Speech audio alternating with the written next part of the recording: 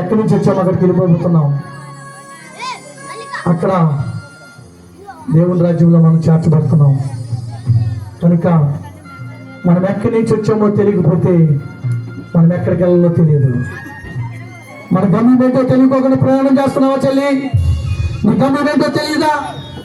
నీ గురి ఏంటో నీకు తెలియదా? నువ్వెక్కడి నుంచి వచ్చావో నీకు తెలియదా? నువ్వెక్కడికి వెళ్తున్నావో నీకు తెలియదా? ఒక్కసారి ఆలోచించు, ఒకసారి ఆలోచించు. ఈ దేహంలో నుంచి ఆత్మ వేరైతే ప్రతి మానవుని శవం అంటారు. ఈ ఊపిరి ఉన్నంత వరకే, ఆ పరమాత్మ ఇచ్చినటువంటి ఊపిరి ఉన్నంత వరకునే మనిషిగా గుర్తించబడ్డాం, మానవులుగా జీవిస్తూ ఉన్నాం, మానవుని ఉనికిని కలిగి ఉన్నాం. ఇది వేరైతే అందుకని లేకుండా చదివిస్తుంది. మళ్ళీ నేను వెనకటి వెళ్ళే మండి అయిపోను. ఆత్మ తన వద్ద దేవుడు చేసిన దేవుని వద్దకు చేరును. నేను దేవుని బిడ్డలారా, ఈ క్రిస్మస్ పండుగలు వస్తూ ఉన్నాయి, పాటలు పాడుతూ ఉన్నారు. మన జీవితంలో ఎన్నో క్రిస్మస్లు వెళ్ళిపోయినాయి, మన జీవితంలో ఎన్నో ఈస్టర్ పండుగలు వెళ్ళిపోయినాయి, మన జీవితంలో ఎన్నో పండుగలు గతించిపోయి. ఒకసారి ఆలోచించు. గతించిపోయిన జీవితంలో పండుగలు వెళ్ళిపోతున్నాయి, కానీ మనం పరిశుద్ధులుగా ఉండలేకపోతున్నాం.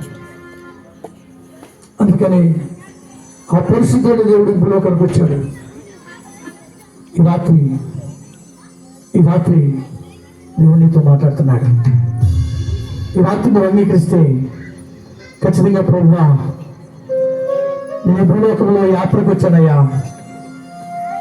యాత్రకు వచ్చి తల్లి గర్భంలో నుంచి కొన్ని రోజులు బ్రతికి వయసు వచ్చిన తర్వాత పెళ్లి చేసుకుని పిల్లలు కానీ తాత ముత్తాతలు అయ్యి ఏదో ఒక రోజు మీ దగ్గరికి రావాలయ్యా. ఒకసారి గమనించండి. వెళ్ళిపోవాలి, మన అక్కడి నుంచి వచ్చిన వాడికి వెళ్ళిపోవాలి. వెళ్ళిపోయే ముందు ఇది అనుకూల సమయం, ఇది రక్షణ దినం. యేసుక్రీస్తు ప్రభు వచ్చింది. అందుకని ఏ మానవుడు నశించిపోవటం ఆయనకి ఇష్టం లేదు. ఏ మానవుడు నశించిపోవటం ఇష్టం లేదు. చెల్లి, తమ్ముడు, ఒకసారి గమనించు. ఎన్నో క్రిస్మస్ పండుగలు వెళ్ళిపోయి, ఎన్నోసార్లు డాన్స్ చేశారు పిల్లలు, యాక్షన్ చేశారు. ఇవన్నీ చూసి ముచ్చటించడానికి కాదు, ఇదంతా దేనికో తెలుసా? నీ కోసమే నా కోసమే పరమాత్ముడైన దేవుడు, ఆ పరిశుద్ధుడైన దేవుడు, నిస్సంఖ్యమైన దేవుడు, నిరపరాధైన దేవుడు ఈ భూలోకానికి నడుము పుట్టి నాభిలో మానవుడికి నాభి ఈ ఉదరములైనటువంటి బట్టయితే ప్రపంచానికి నడుపెట్టినటువంటి ఇశ్రాయేలు దేశంలో బత్లెహేము ప్రాంతంలో పుట్టి సర్వ మానవుడికి నేనే లోక రక్షకుని అని చాటి చెప్పినటువంటి. ఎందుకని యేసుప్రభు నమ్మలో ఒక మాట చెప్తానండి, ఆయనలో ఏం లేదంట, పాపం లేదు.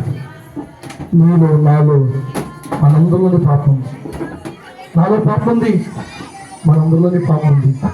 పాపం లేని పరిశుద్ధుడు, పాపం లేని నిస్సంకుడు, పాపం లేని నిరపరాధి, నాలో పాపం ఉందని మీలో ఎవరైనా స్థాపించగలరని చెప్పినటువంటి దేవుడు. ప్రేమించండి, ప్రేమతోడా ఒకసారి గమనించు.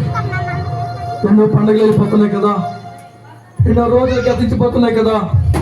అయితే మనం ఏం చేస్తున్నాం ఒకసారి ఆలోచించావా? చూద్దాం. పరలోక రాజ్యం వెళ్ళాలంటే ఆయన అన్నాడు, యోహాను సువార్త 3:13 మరియు పరలోకం నుండి దిగి వచ్చిన వాడిని, అనగా పరలోకంలో ఉండి మనిషి కుమారుడే తప్ప పరలోకమానికి ఎక్కిపోయేవాడు ఎవడు? మన పరలోక రాజ్యం నుంచి భూలోకానికి వచ్చాం. మళ్ళీ మన పరలోకానికి వెళ్ళిపోవాలంటే ఆయన ద్వారానే నమ్మితే చప్పుడు కూడా దేవుని నామమున మహిమ పొందుతాం. ఖచ్చితంగా నువ్వు నమ్మితే రాత్రికాల సమయంలో నువ్వు నమ్మితే యేసే లోకరక్షకుడు, యేసే పరలోక రాజ్యానికి తీసుకెళ్ళడానికి ప్రథమ ప్రణదాత. దీవించింది ప్రేమించకుండా. ప్రపంచంలో 284 దేశాల్లో ప్రతి దేశంలో ఈరోజు పండుగ జరుగుతుంది. ప్రపంచానికే దేవుడైనప్పుడు నువ్వు ఆయనలో రక్షించబడుద్దా? రక్షించబడుద్దా? తీర్మానం చేసుకో, ప్రార్థన చేసి ముగిస్తాను. ప్రార్థన చేసుకుని మన మధ్యలో సహోదరి